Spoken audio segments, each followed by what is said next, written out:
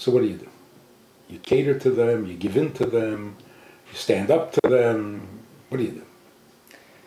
So, in a nutshell, when somebody's being inflexible, which that's what sensitivity causes, is that inflexibility, where somebody can overcome emotional instincts and get by something.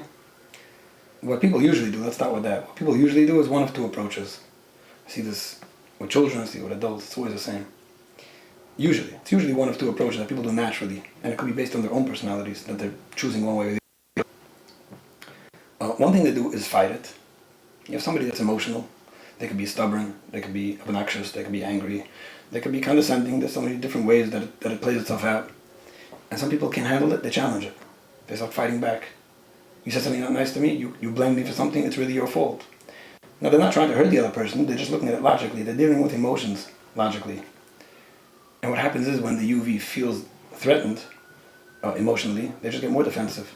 And they don't know how to deal with it. And they're convinced that the person's trying to hurt them. And there's so much about the emotions taking over and deciding what's going to happen, that it just becomes a bigger and bigger struggle. Now, the other person who's looking at it more logically, as a matter of fact, can't figure out what's going wrong. I mean, I'm making sense. I even asked 3 friends of mine. They all said it's normal what I'm doing, and I can't get across to you. And they keep on debating, keep on challenging. The UV gets more hurt. The UV fights back more. The UV goes and convinces themselves or other people as well that this guy's a problem. And this relationship is on the rocks. The other thing that people do, naturally, like I said, based on who they are, is tolerate. You're dealing with someone who makes unreasonable demands, somebody who's often hurt or upset or whatever it may be that you're dealing with. You let it happen. You apologize again, and you try to be more accommodating, and you try to do whatever you could to help out and fix the situation and take all the blame. And where does it get you? You're basically teaching the other person what you're going to tolerate, right? Which is what we do subconsciously all the time. You're basically convincing the other person that their behavior is acceptable, and you're letting yourself get stepped all over. And then who's to blame when that becomes out of hand? Interestingly, in such a relationship, the UV will actually be the one to take the other one for help after a while. Because, you can't accommodate someone 100% of the time. And if you got someone used to being that accommodating, it's gonna bust in your face one day. So that's where, the two challenging, this is what's natural, this is what people do, and here's where it gets very difficult, when you go either way. And what should they do? So the healthy balance, which could be very logical, but until you understand it, it's hard to apply. The healthy balance is what I talk about in one chapter. It's the first half of the equation. It's making somebody who's emotional and hypersensitive very emotionally comfortable. Very emotionally comfortable.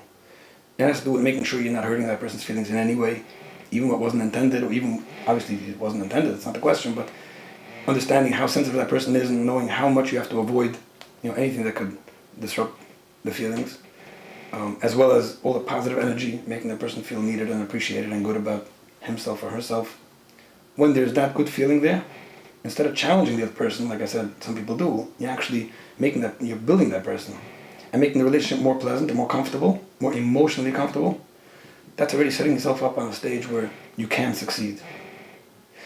However, some people that actually do that because they're kind-hearted and they're good and they do it naturally, when they start tolerating too much and it hits them, that's the second mistake which you have to avoid and get a healthy balance. When you could know how to stop abuse and not tolerate it in a nice way, and a firm way, an assertive way, but without contradicting any of the message that you gave to make the other person feel good. In other words, none of your stopping abuse will be because you always do this, or look at you don't have any friends anymore, or that kind of messages people give often. On the contrary, it's all about how good and great you are, and this is just too difficult for me. I can't have it. I'm going to have to make sure that it doesn't happen again. And it doesn't contradict the other messages. On the contrary, you actually give more of that positive attention.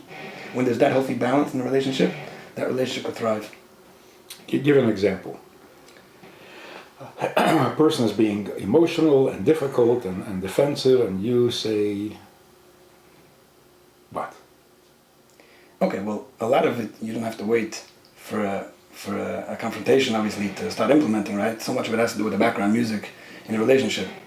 One of the questions I ask first, though, is, both in marriage problems and even just with kids, what does your spouse think that you think of them, of her or him? It's not, and people will sometimes say, what do you mean? I think the world... No. What does she think you think of her? So if you set yourself up in that setting where you make her feel good, and you're giving, and you're appreciating, and you're asking her opinion, and you're showing her how much you need her, and she really feels that somebody needs her, somebody's not self-sufficient, or somebody's not just getting annoyed by her and trying to avoid her, right? Then you set up that stage where you can now go on to the second part, and when she does something you don't like, in a calm and not defensive or argumentative way, talk about yourself, not her, because that would again be emotionally challenging for you, and say, this is really disturbing for me. I'm sure you didn't mean anything, because you want to make sure that person feels comfortable, but for me this is very difficult. I can't have it. And you'll be firm about it, and stick to it. If need be, even at a consequence that makes sense. But then a minute later, be kind again, and don't hold on to that argument, which is the emotional challenge, which some people do, and go back into that positive mode that will make the other person feel comfortable. And things like this will pass very easily. And how do you help a person be such a mensch? Okay. When they're a little bit offended or challenged? Or... That's a very good question. Mm-hmm. So back to the idea of offering clarity and understanding. So much of it has to do with understanding what's going on. And people ask me often the question, if it's so simple and you just have to be nice to someone and make them feel good, so why don't you do that with everyone, right? Why do you have to understand personalities? Just be nice to everyone. Learn the tools, learn the rules, don't offend anyone, and you'll get along with everyone, right? It doesn't work like that. I see people who try being extra nice to everyone. One of two things happen. Either at some point they get burnt out because you can't be overly nice and understanding and forgiving and understanding to everyone. You're also a person. That's first of all. So at some point you either give up on the whole thing because you see it's unnecessary or it's overtaxing, for example. And then you actually have the people who are very nice to everyone and they're still having problems in their own relationship. You have Mr. Nice Guy. Everyone loves him. He has a good attitude, he's kind, and for some reason his wife doesn't feel that way. It's the clarity of actually understanding the UV components and the characteristics specifically.